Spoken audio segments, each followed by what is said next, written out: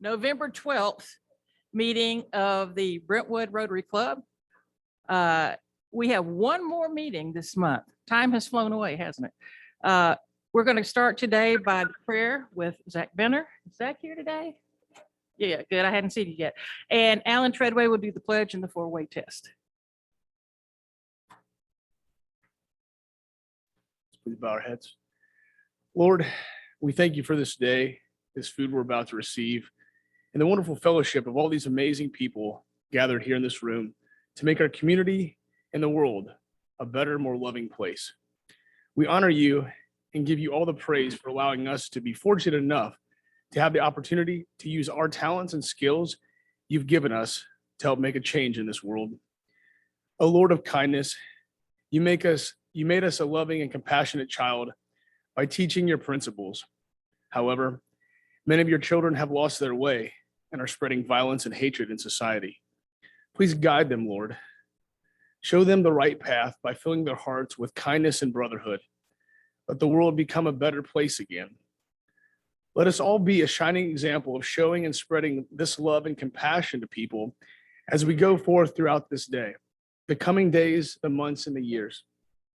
For we do not know the struggles of people we come into contact with, the pain, the heartache, and the battles they are fighting.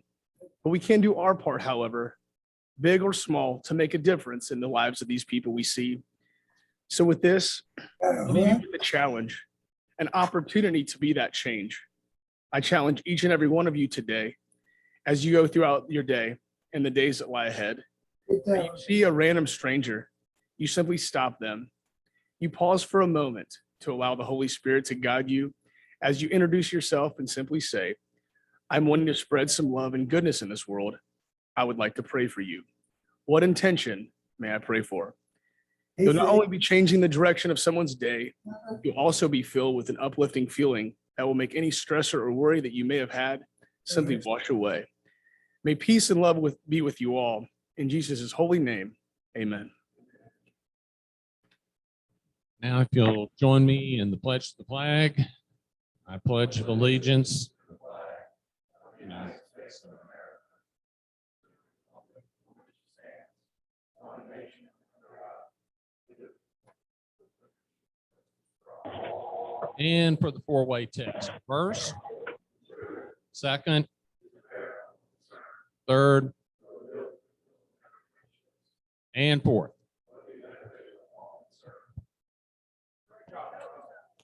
Good afternoon, everyone. Good afternoon.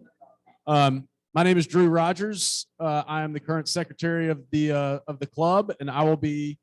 Thank you, Michael. I appreciate that. I will be introducing our guests and visiting Rotarians. First stop will be at our visiting Rotarian, who is also a guest of Jennifer Bourne, Ellen Hammer, whose last name might sound familiar to you, to all of those that are in the banking industry or not. So, Ellen. Sure. I'm Ellen Hammer, and much like my father, I'm also a banker, in the blood, I guess, but I am Legends Bank down on Music Road. Used to work with Jennifer, network and our friends, and happy to be here. Thank you for being here, Ellen. Jonathan Merck has two guests that he would like to introduce today. Honored to have two guests with me today. One's my colleague, Lauren Ward, and secondly, Michael Blanton, who is here with our guests today as well. Thank you. And then Sheila Cleveland has a guest. This is my guest, my daughter, Savannah. Yay. But looks like Sheila 1 and Sheila 2. Yeah. Dan Jordan also has a guest. My son Dave. Good, Dave. Thank you for being here, Dave. And Jordan Nielsen will round out our guests today. Hi, y'all. I have the wonderful pleasure of having my good friend Cheryl Blanchard with me today. She is with Alzheimer's Tennessee. It's a cause near and dear to my heart, so I'm happy to have her with us today. Thank you, Jordan, and welcome to all of our guests and visiting Rotarians. You all are in for a treat, and I hope that you enjoy yourselves. And with that, President Crossley, I'll turn it back over to you. Thank you, Drew.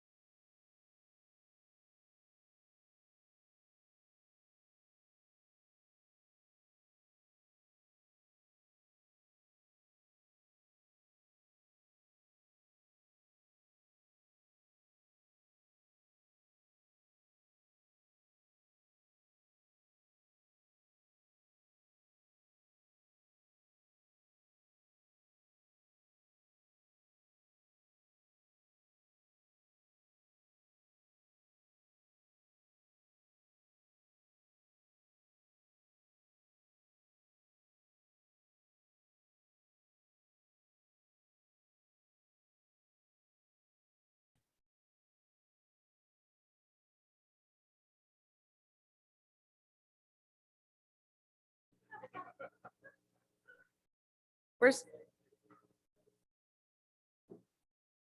4850? Okay, so table 4850. It is awesome. Any is awesome. Table 5. Table 5 is still doing math. We'll come back to you. Okay, table 6. Was on days like this that we missed Molly Chatterjee. She always It is. was our table number.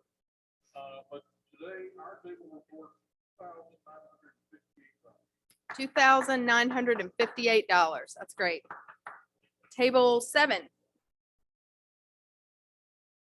2,400. Table 8. 2,900. Okay. And table 10. What you got for us? 2,600. Table 10 is 2,600. Okay. Oh, there is a number between, yeah, there is. Okay, table 9. 4760 for table 9. And back to table 5.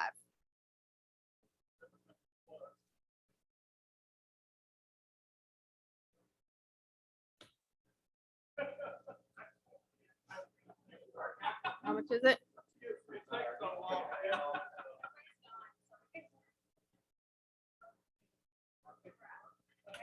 Do what? Table 10? What did y'all have, table 10? What was your number? Okay. 2,600 was table 10.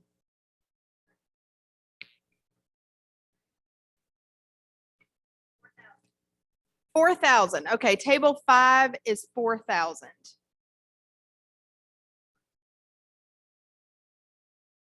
Awesome. And our total.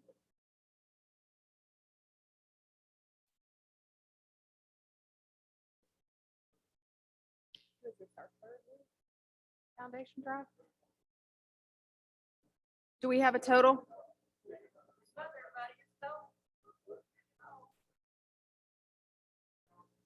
Oh my gosh, this is our third week and we're at, that is insane. Thanks, everybody. Awesome. We're going to do Happy Bucks right now, and I'm going to start with Don Robinson. The check is in the mail. We happen to have another celebrity in our midst. If y'all didn't get a chance to take a look at the Herald, Sid Smith is telling his story of heroism and dedication to country. We appreciate you, Sid. This is a great article. And one day, happy post-Veterans Day. So if y'all didn't get a chance to look at it, we got it up here. Don Robinson, you are on. Happy Bucks. I'm going to start it off. I'm not happy about being back from Scotland, but I sure am happy about the 3 weeks I got to spend. So I'll kick it off. Skip Hebert is going to come next. He's going to pay a passage fee for us letting him come back After 6 months. after 6 months. And Yes. where were you?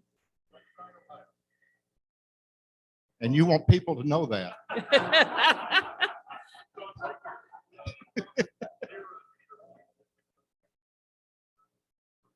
Thank you. All right, who's next? Happy Bucks. Veterans Parade yesterday, and I'm happy, and I got two things here, but I saw 4 or 5 bands, and we were getting wet, but in those high school bands were ROTC groups. I mean, big ones, 40 and 50 kids. I was shocked. Really happy about this. The other one, I'm putting in 5 for this. I'm with the TennesseeVoices.org. Take your phones out, put it in right now, because there's a show that's going up next Tuesday night called A Story of Hope. The story of hope is this languishing feeling we've been in for 18 months, right? Tennesseans gone through a lot of natural disasters and man-made disasters. We haven't handled it always well, and it's dealt a lot of anguish, a lot of languishing around. How do you move out of that feeling to get your mojo back? And it's more than just eating right and getting exercise. So next Tuesday night at 7 o'clock, we'll release it on TennesseeVoices.org. It's a 25-minute show that will be a real encouragement, especially people you know in your life that are struggling and how to get out of it. All right. Good deal. Thank you. Yes, sir. But there's $1.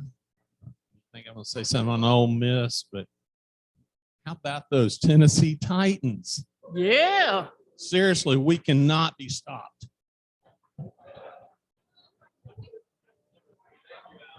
Only, Mhm. it only costs $1 for the Titans. Any other football team costs at least 2. Who else? Come on. Happy Buck. Beautiful Friday. Jody.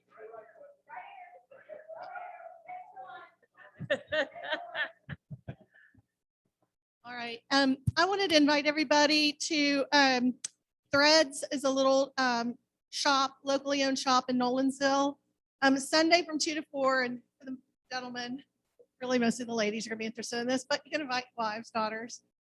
This is a giving circle through Williams Medical Center. It's the Jennings Circle, and I actually started it to honor my late mother. So it is a giving circle, and we're raising money for the labor and delivery unit at the hospital. So anyways, I'll bring around the invitation. On that same note, as Don traverses the room, Williamson Medical is doing something really cool. Who has crutches at home that they haven't used in years, right?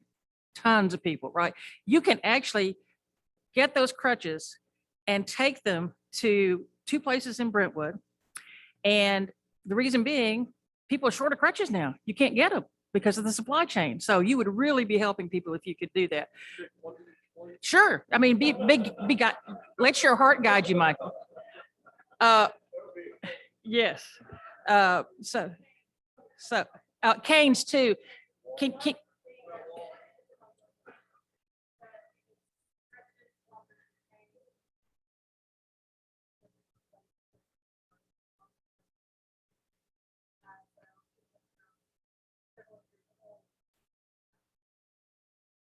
Okay, I just happen to think about that. In Brentwood, there are 2 places. What's the Dig That Nutrition? That's on Church Street. Dig That Nutrition. Yes, that would be cool.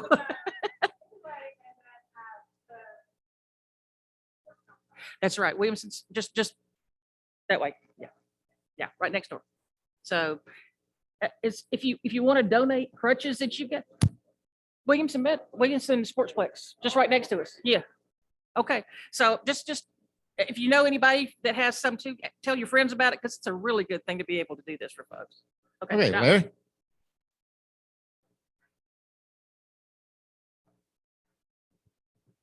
Got my North Carolina shirt on today, Karen.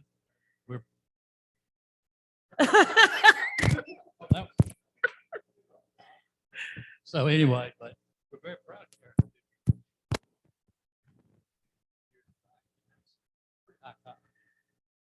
Yes, it is. Yeah. I had the honor of representing the United States Marine Corps at the Nolansville Parade last Saturday, and we had quite a nice crowd, and it was really a fun experience. Thank you. All right, anybody else? Come on now. I think they got it.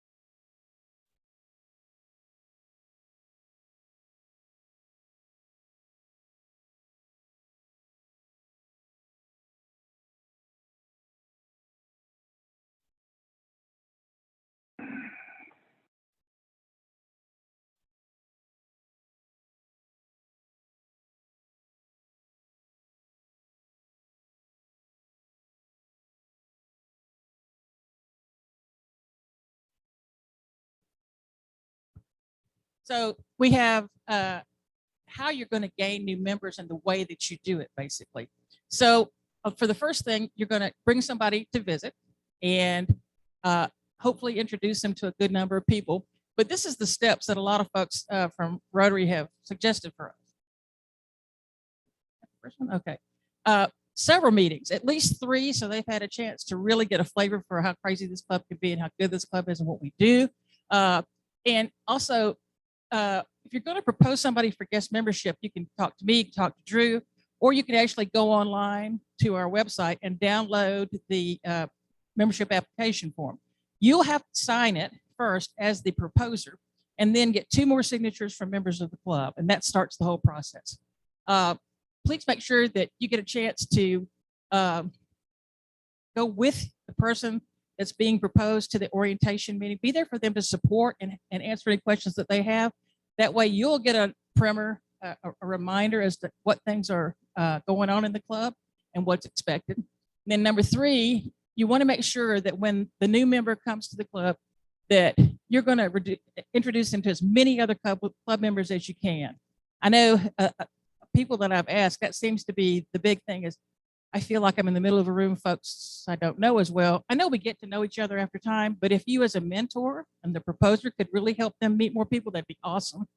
And then the next thing is you need to invite the new member to go to some neighboring clubs so they can see how much better we are than they are. Anyway, also it introduces the concept of makeup. In other words, if you can't make it every Friday at noon, we get that. So there are even opportunities online to make up. There's also the makeup where you can look at the recording on YouTube of this meeting, and that counts as a makeup. You just need to report that to Donna when you do it. And then at the end, the main thing is you need to stick with that person throughout their first year and make sure that they know you have an open phone and you have an open heart to help them at any time, and make sure that they feel as you meet new people and that come to the club, folks, you welcome them too, if you could. It's really important because that's what being a Rotarian is all about. So I just thought I'd remind everybody because we have new members waiting in the pike, I think. It's just a matter of getting them back now that COVID's gone. So.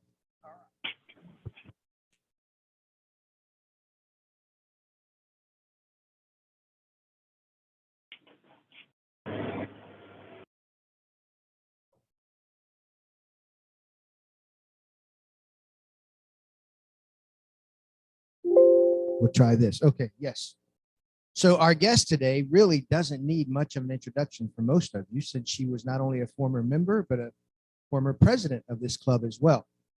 Karen Bruton graduated from the University of North Carolina and is also the recipient of the Distinguished Alumni Award from the university, and also holds an MBA from Wake Forest University. She spent more than 25 years as a vice president and corporate controller of 2 different corporations. And any week you might find Karen watching the markets, or working in the field in Sierra Leone, or listening to young women in an orphanage in Panama. I had the privilege of meeting her because I had the honor of publishing a book that Karen just wrote and just published, came out last week. We'll have some in the back of the room for a donation of $20 or check or cash of $20. The title of the book is The Lamb of Wall Street: How a Trailblazing Financial Executive Found Her True Calling in Creating Economic Opportunity for Impoverished Communities Around the World.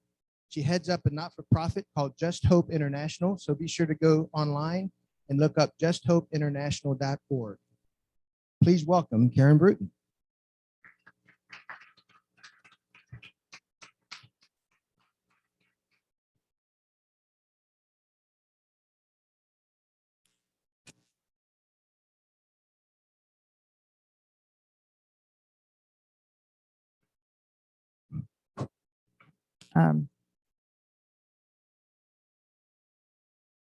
I am so proud to be here,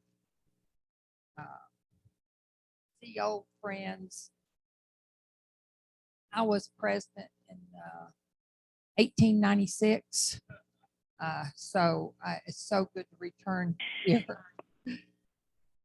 I was asked to speak to a Zulu church in South Africa, and I was sitting backstage with the Zulu minister And I asked him if he had someone that could interpret what I said. And he said, no, we have two interpreters. One that will translate your Southern into English, and the second one will translate the English into Zulu. So I don't think I need an interpreter here today. I am so thankful for the University of Tennessee to allow Ty Chandler to transfer to the University of North Carolina, where he ran for over 200 yards and scored 4 touchdowns in our victory this past Saturday. But we got beat by Pittsburgh.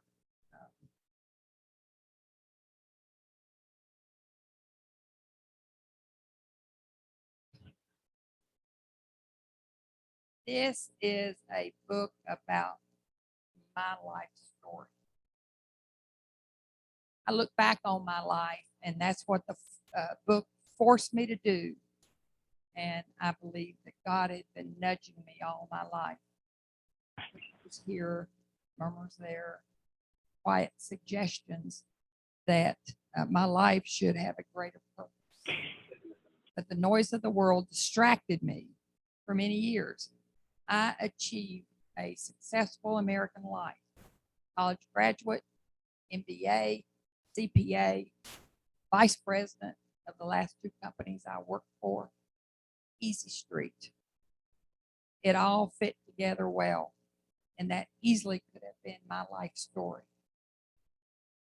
In January 2007, I began experiencing a powerful, undeniable feeling deep in my soul that I was supposed to take a new path in life, that it was actually time to take that leap of faith. There are times in our lives that are monumental, and this one was for me. I was considering leaving a great career and diving into something that I had no experience in. I thought about what it meant to call myself a Christian, and I decided I could either exhibit the faith I had professed all my life or retreat into a safe zone and live the rest of my life wondering what.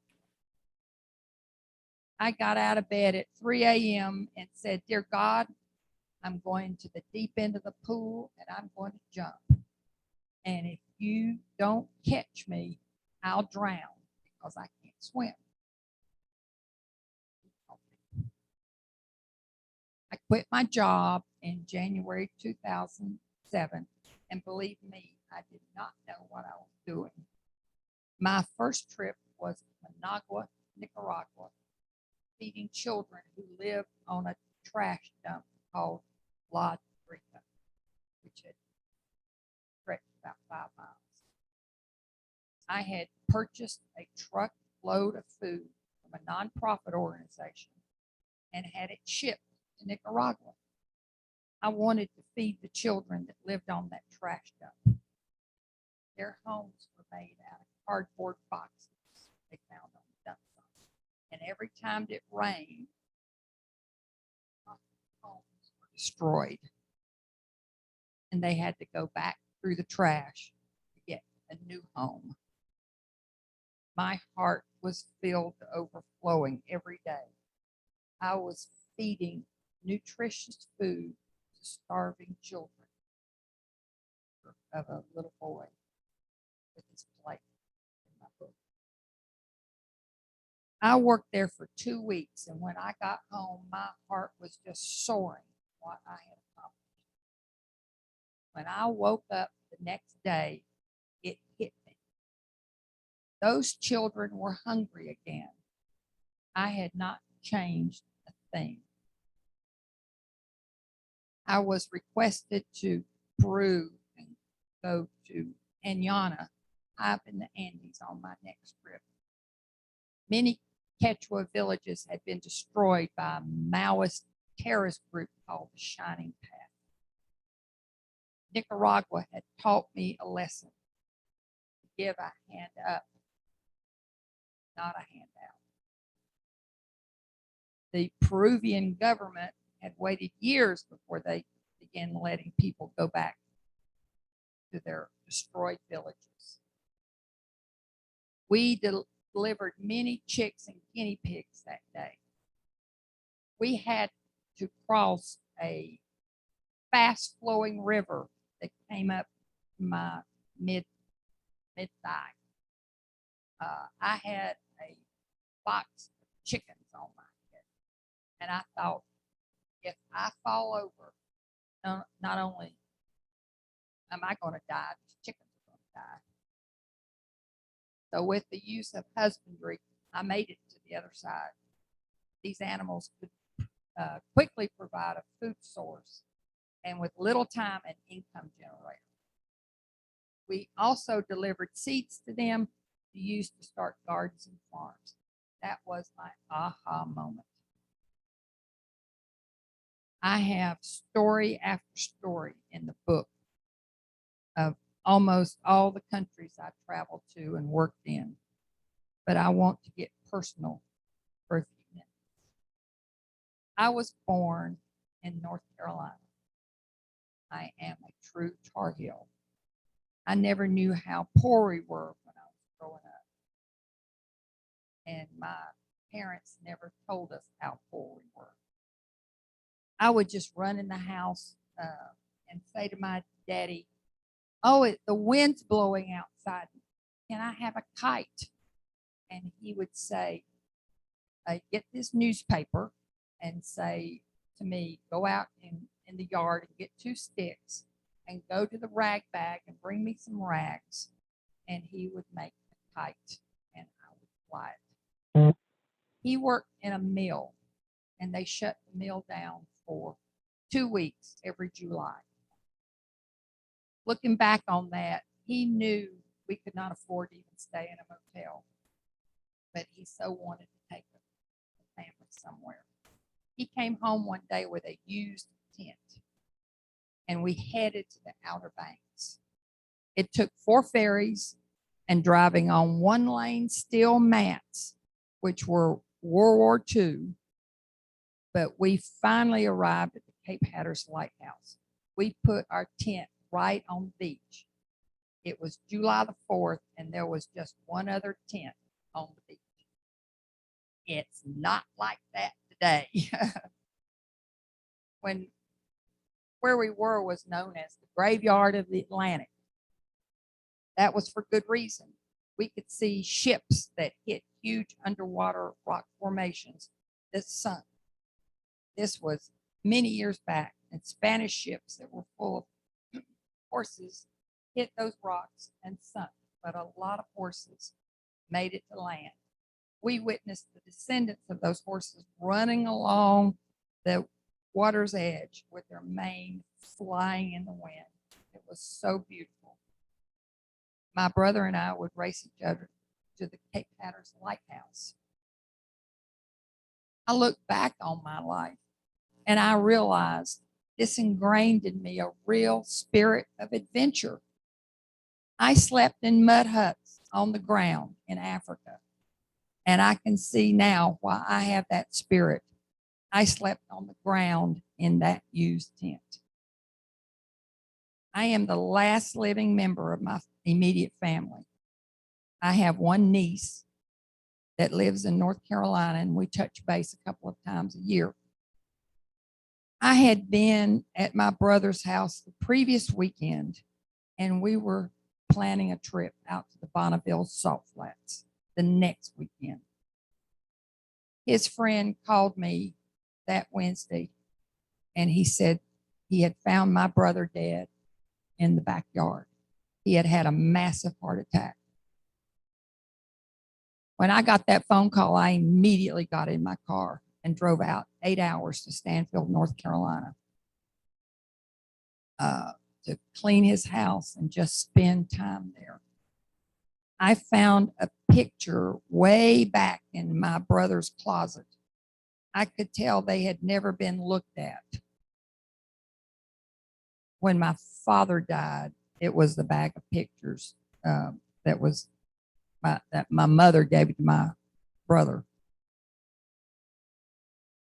I said to my niece, I was sending her that bag of pictures because in the top of the bag, it just looked like pictures of my brother and me as little children playing. I'd seen all those pictures. She looked at all those pictures and found a folder down in the bottom of the bag. And she sent those pictures to a historian in Salisbury, North Carolina. He came back with an amazing story. My brother and I would ask my father many times what he did stationed in Europe and Northern Africa for 40 years during World War II. He never would answer any of our questions. He just changed the subject. I told my niece to send them to an Army headquarters in Washington to verify what my father did.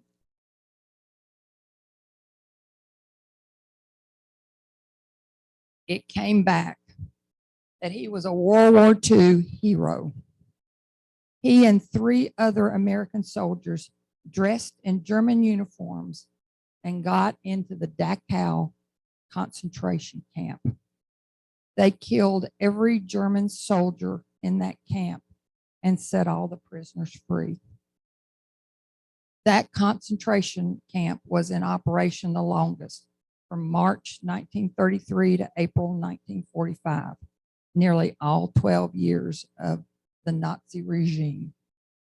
I saw pictures of my father standing in a building with naked bodies stacked to the ceiling on each side of him. I now know why he wouldn't answer any of his children's questions. I passed his room every night and could see him kneeling down on the floor praying to God. Now I know why he was asking for forgiveness for killing all the men he had to kill in World War II. That is part of the epilogue of the book. This past July, I traveled to Munich, Germany, which is close to that concentration camp, which is now a museum. I traveled throughout the concentration camp that still had the awful devices that the prisoners suffered.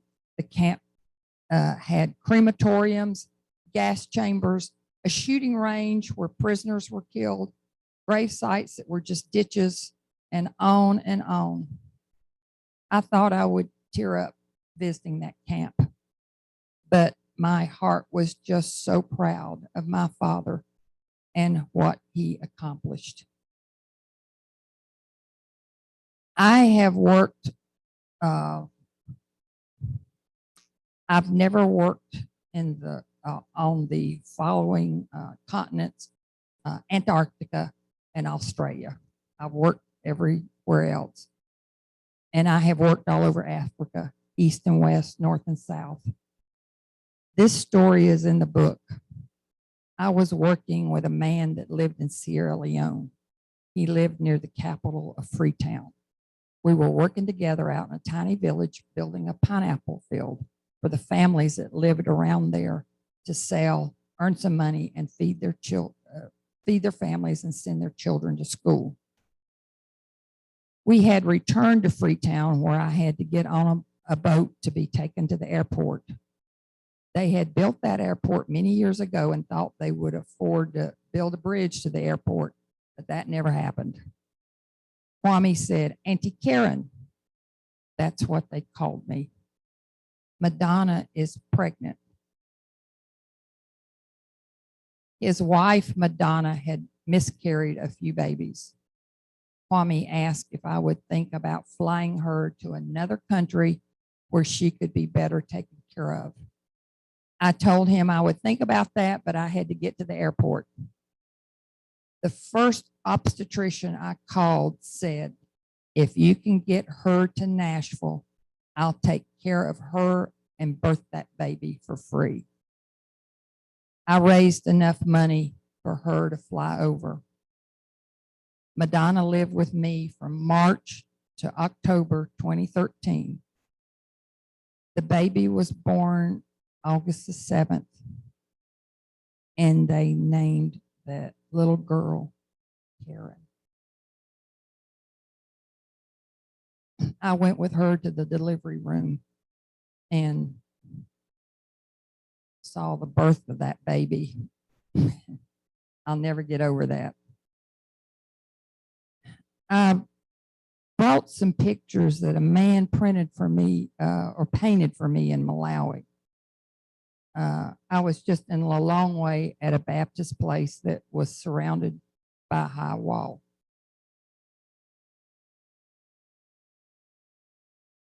I met him, and he asked me one day what my favorite African animal was, and I said, "Oh, the giraffe." And we talked no further about that. And a week and a half later, he brought that picture to me. There are two pictures that he painted for me on the back wall. I bought every picture from him I could, and he charged me $2 a picture.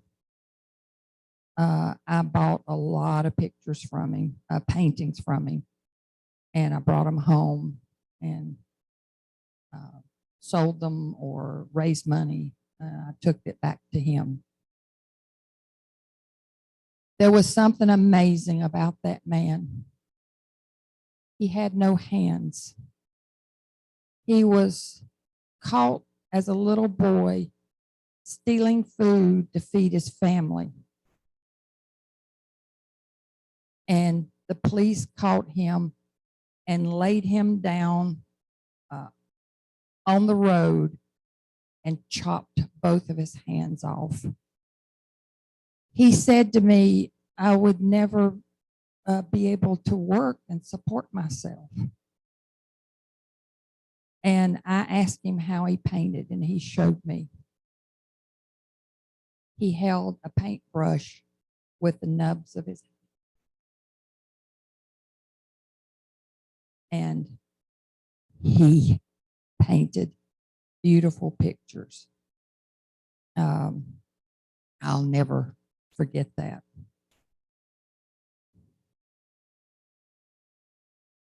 Do you have any questions?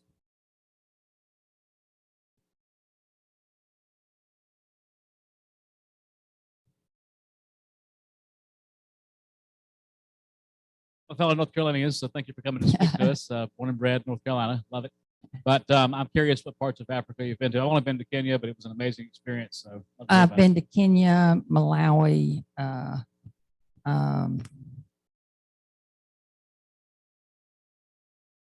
was in Mozambique, and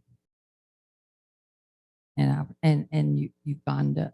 And Uganda's further north.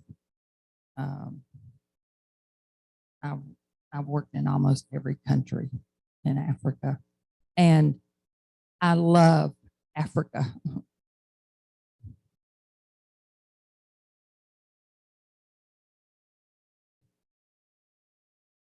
I've only been scared one place, and that was in India. So I asked God to send me anywhere he wants to send me, but please don't send me back to India.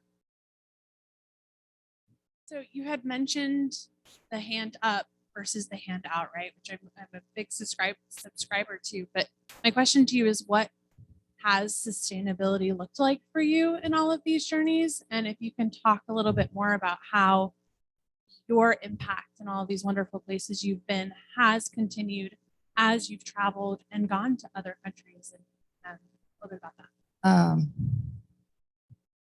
I think God was using me, and when I quit my job in January 2007, I was figuring I would be living under a bridge in Nashville. I look back at that, and I know he was guiding me to learn how to trade. And I made millions of dollars trading and put all that money in to Just Hope Foundation. And Ben's still working off of that today.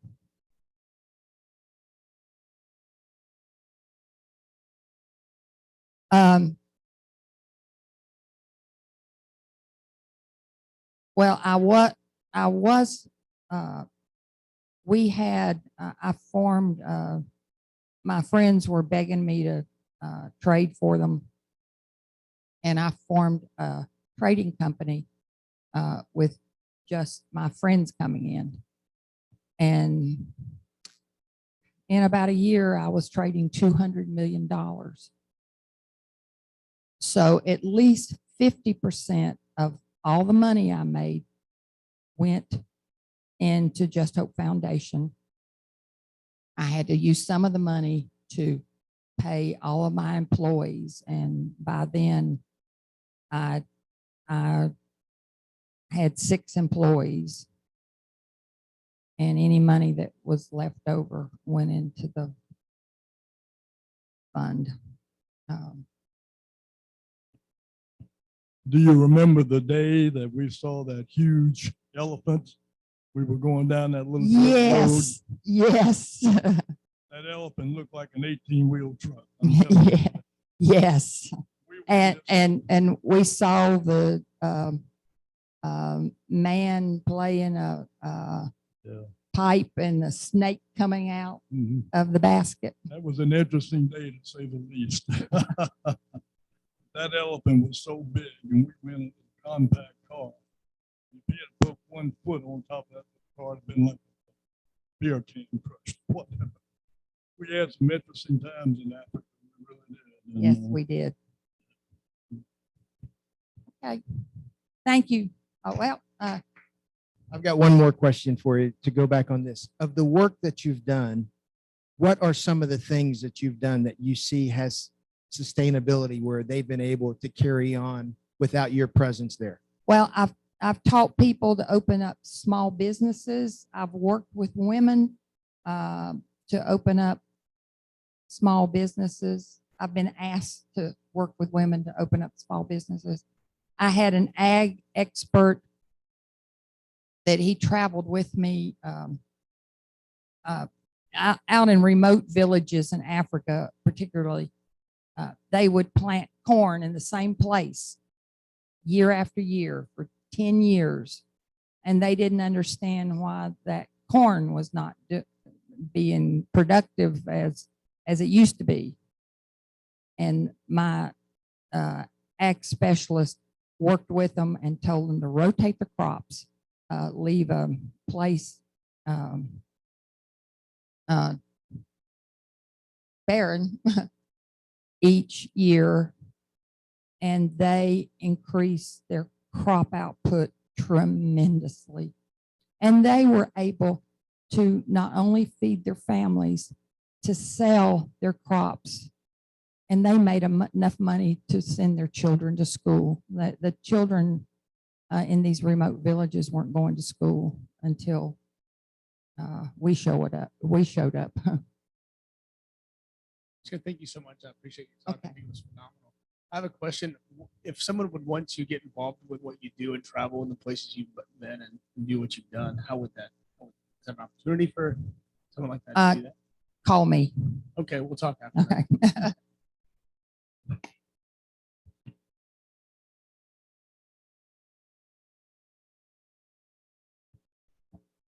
Yeah, and book back on that back table.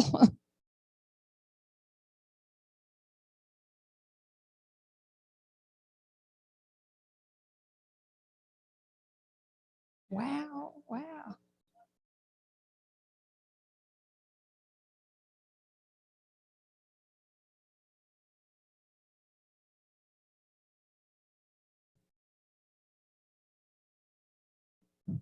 Thank you. Thank you so much.